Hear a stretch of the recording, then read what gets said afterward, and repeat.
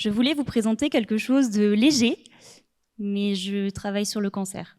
Donc là, vous pensez certainement maladie, tumeur, peut-être même mort. Eh bien, sachez que la première cause de décès liée au cancer n'est pas la tumeur en elle-même. Non, c'est la formation de métastases qui réduisent considérablement les propositions de thérapie. En fait, la tumeur primaire est comparable à une grande ville, très active, très polluante. Et, de temps à autre, certains de ses habitants, les cellules, décident d'aller explorer le monde qui les entoure. Ils vont être confrontés à de multiples difficultés puisqu'ils vont devoir traverser des zones très denses que sont les organes ou de forts courants comme on peut en trouver dans le système sanguin. Heureusement, beaucoup d'entre eux ne survivront pas.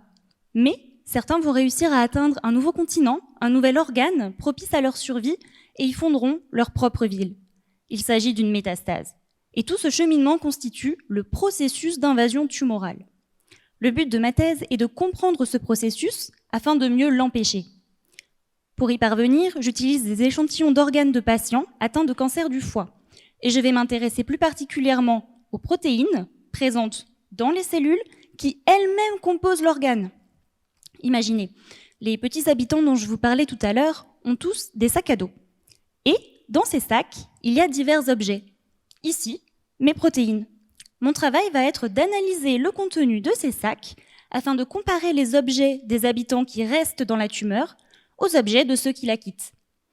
En pratique, je compare les protéines de la tumeur à celles des zones d'invasion, c'est-à-dire les zones où les cellules commencent à peine leur voyage. Cette approche va me fournir une liste de protéines plus ou moins présentes dans les cellules invasives. Par exemple, les habitants qui ont tendance à quitter la tumeur primaire vont plutôt posséder du matériel de randonnée ou des clés de voiture. Et c'est là que vont intervenir les meilleurs amis du biologiste cellulaire, nos fameuses cellules domestiques cultivées en laboratoire. Je vais reproduire dans ces cellules les modifications que nous avons trouvées dans le tissu afin de voir si cela les rend plus ou moins invasives.